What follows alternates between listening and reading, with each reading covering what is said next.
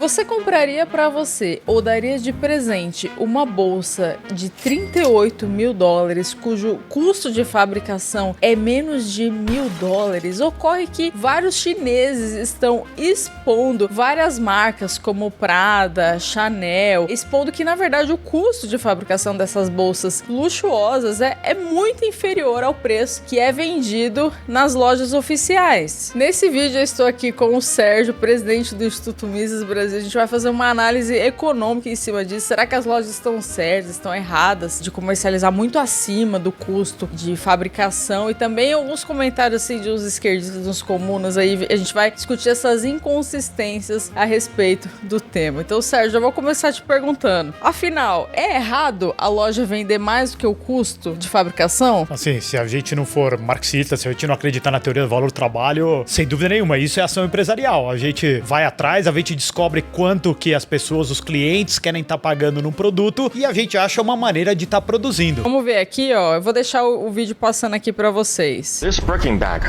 costs you $38,000 in the boutique. But what is the real cost in factory? Today I'm going to break it down in front of you step by step. First thing first, the leather. This Birkin bag is made of Togo leather, and one piece Togo leather is only enough to make one Birkin bag. So the cost for leather is $450 USD. And let's see the stitch, the thread. The thread is also the best one. The brand is Phil L. Chinois, the Rolls Royce in thread. And for each bag, the cost of thread is $25. And let's see the hardware. This hardware is gold-plated stainless steel. For each bag, the cost is $150 USD. Ou seja, se somar isso aqui dá menos de $1.000 o custo de fabricação de uma bolsa. É muito legal esse vídeo. Acho que o primeiro ponto que a gente tem que falar assim, é a ação empresarial desse chinês. É. A gente tá vendo o vídeo, ele tá usando não só a tecnologia da fabricação, ele tá usando a inteligência artificial para fazer a tradução dele do chinês para o inglês do áudio. E alguém já subtitulou, já colocou em português com as legendas. E tem várias versões que estão acontecendo. E um dos pontos que a gente tem que falar que é legal desse vídeo é, pessoal, olha só, eu tenho esse produto, eu consigo distribuir ele por aqui, compre de mim por 10% do preço que você compraria na loja. Ou seja, algo, não sei se é uma cópia perfeita ou se é algo muito similar, mas um produto com a mesma qualidade do que você tá encontrando na loja. Então já, esse é o primeiro ponto, que a gente tem que estar batendo palmo pra ação empresarial desse rapaz aí. O que acontece, gente, com essas bolsas? Na verdade, o material, boa parte delas é fabricada na China. Isso não é segredo pra ninguém, que agora tá em alta esse assunto, mas a gente já sabia que boa parte era fabricada na China, mas aí a bolsa ela é finalizada na França, na Itália, Alemanha. Então aí aparece lá Made in France, mas não é tão Made in France assim. Boa parte dessa fabricação acontece na China. Então, assim, o chinês ele tá certo, é isso aí, ele tá mostrando, tá se aproveitando do assunto em alta para promover o trabalho dele. Uma crítica que a gente faz, Sérgio, são as pessoas, né, falando, nossa, que absurdo, a loja vendendo a não sei quantas vezes mais do que o custo de fabricação. Por que esse pensamento é errado? É total, o ponto de partida, como a gente falou no começo do vídeo, é a mais-valia de marcas. Então, o custo do trabalho no final do dia é o único custo que importa e qualquer coisa que for acima disso, ele seria um abuso, uma exploração,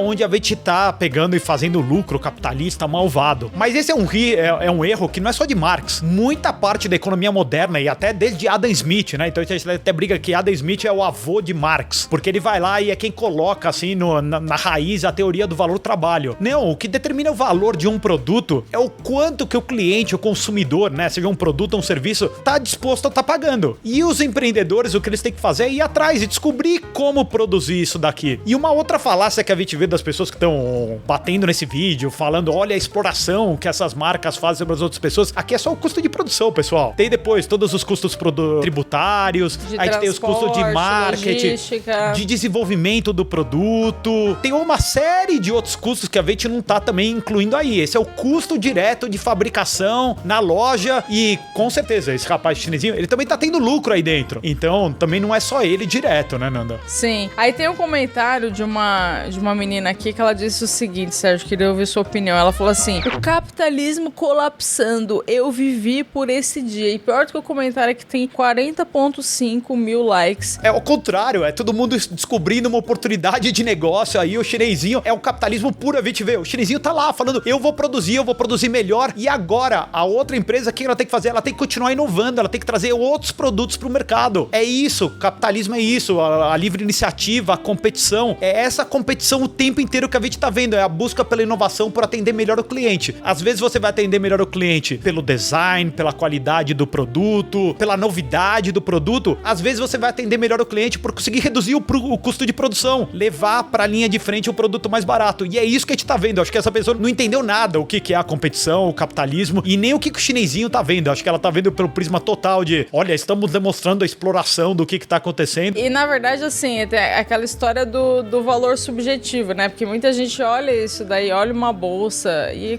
qualquer outro item e fala, nossa, que besteira, eu não vou pagar tudo isso numa Chanel, eu não vou pagar tudo isso num relógio, eu não vou pagar. Não dá pra mensurar, porque é subjetivo. Pode ser que pra você tenha uma espécie até de realização pessoal. Eu mesmo tenho uma Chanel. Eu lembro quando eu comprei minha Chanel, pra mim foi assim, foi muito mais do que só a bolsa.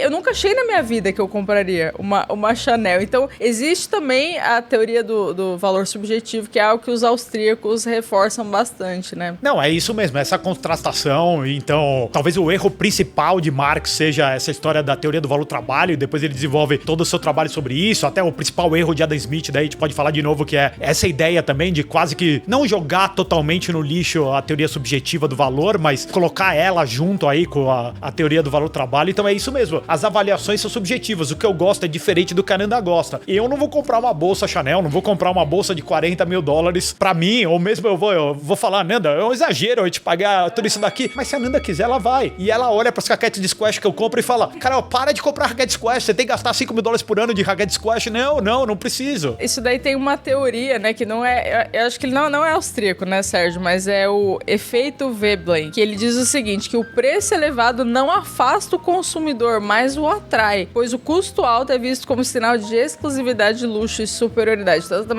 as pessoas também compram o status. Tem muita gente que vai querer comprar direto do chinês, pelo design, pelo material, pela cor, enfim, por isso, mas tem muita gente que vai continuar consumindo os produtos das marcas oficiais, o Made in France. Isso é o que traz aquela coisa do luxo, da superioridade, de exclusividade. Então as pessoas também consomem por isso. Acho que é interessante a gente falar de China, Sérgio, uma coisa que a gente estava falando antes, quando a gente fala de capitalismo na China, né? O Marx falava isso, que a primeira etapa da instalação do comunismo total é o que ele chamava de capitalismo bruto, capitalismo cru. Então todo esse capitalismo brutal que a gente vê na China, isso faz parte do plano, tá? Não se iludam. E tem muita gente que, assim, principalmente o mercado financeiro esquerdista, que apoia a China, adora a China. Então o que você tem a dizer do modelo chinês? Até um pouco, talvez, fora da economia também, um pouco na parte de liberdade, de censura, coisas assim. Não, mas até voltando aqui, porque é engraçado, às vezes você tá falando lá com os Faria Limers, esquerdistas e tal, e os caras falam, não, o Brasil precisa de uma economia como a economia chinesa, um capitalismo de Estado, eles falam assim, gerido de cima pra baixo, com objetivos coletivistas, bababá. E eles esquecem que todo esse crescimento da China não é devido ao envolvimento do Estado, é o contrário, porque desde 78 o que a China fez foi dar um pouco, algumas bolsas de ar para as pessoas empreenderem. E é um país que 1 bilhão e 400 milhões de pessoas, nem sei quanto que é a população hoje em dia da China, mas é um número absurdo, o múltiplo 5 vezes, 6 vezes a população brasileira. Então, o recurso trabalho existe muito forte na China. Então as pessoas confundem de ver um crescimento da China de 78 pra cá brutal e pensar, antes não existia espaço nenhum pra ação empreendedora, não existia respeito nenhum à propriedade privada. Hoje em dia, continua não sendo o ancapistão, um respeito total pela propriedade privada, um respeito total pela ação empreendedora, mas já tem um respiro,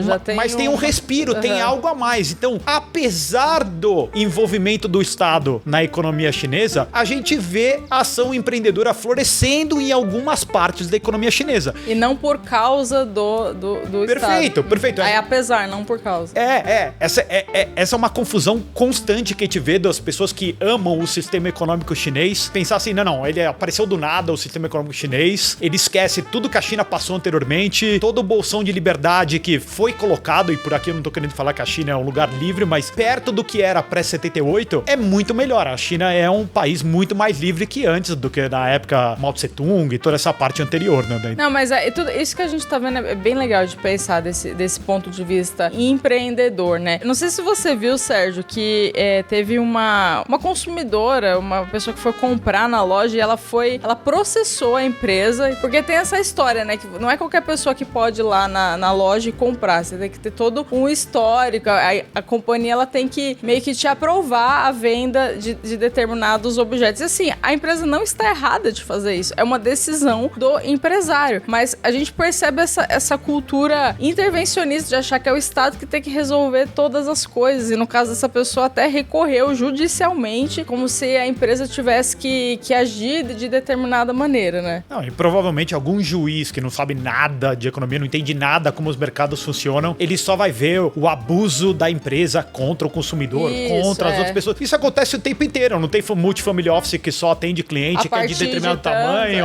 não tem gestoras de ativo que só, olha, o ticket mínimo é esse. Então você faz a seleção dos seus serviços também, você escolhe para quem você quer colocar. E às vezes esse produto é um produto que eles têm um lucro na venda individual do produto, mas talvez até no marketing total, nem sei, porque eles querem usar isso como um símbolo de status, o que ele quer fazer, sei lá qual que é todos os custos que ele tem lá dentro. Então qual que é o objetivo da empresa com isso? Talvez é vender 100% essa exclusividade pro cliente, não vender. Quem somos nós que estamos fora da empresa para falar o que ela deve fazer ou deixar de fazer? Nós podemos criticar como pessoa de fora, mas a gente não pode impor o que essa empresa quer fazer ou deixa de fazer aí. É aquela coisa, se não gosta, se não concorda, compra de outro lugar. E de fato aconteceu aqui, foi na Califórnia. A marca de luxo está sendo processada por 2 clientes na Califórnia. Tinha que ser, né? Lugar de... Califórnia é uma desgraça hoje em dia. Tem um vídeo aqui no canal, gente, quando o Trump ganhou. Sérgio, eu não sei pra você, mas pra mim a melhor parte de Trump ter ganhado são os comunas tristes. Eu vibrei com a vitória por causa disso, porque é muito divertido ver eles assim, acabou a vida, fim do mundo, nossa, ele ganhou. E eu estava na Califórnia, eu fui pra Los Angeles logo que tiveram as eleições, eu vou deixar o vídeo aqui que eu entrevistei a comunada. Foi difícil sair perguntando na rua, quem você vai votar? Foi bem difícil achar alguém que não iria votar na Kamala Harris, mas vou deixar o link aqui pra vocês assistirem. Mas é isso, gente. Então assim, tem decisões que se você não gosta, não concorda com uma empresa, é só não comprar. Boicote é uma solução libertária, né? Porque é uma manifestação da preferência dos consumidores de forma voluntária e não de forma imposta por um juiz. Perfeito, o boicote voluntário, porque tem alguns boicotes, principalmente assim a gente fala a cultura do cancelamento, não é simplesmente nós não queremos mais assistir essa pessoa, nós não queremos mais consumir esse produto. Não, às vezes a gente vê um boicote ao contrário, um boicote imposto de cima pra baixo. Então, ninguém vai ser permitido mais comprar ou consumir esse conteúdo, o que quer que seja. Então, mas o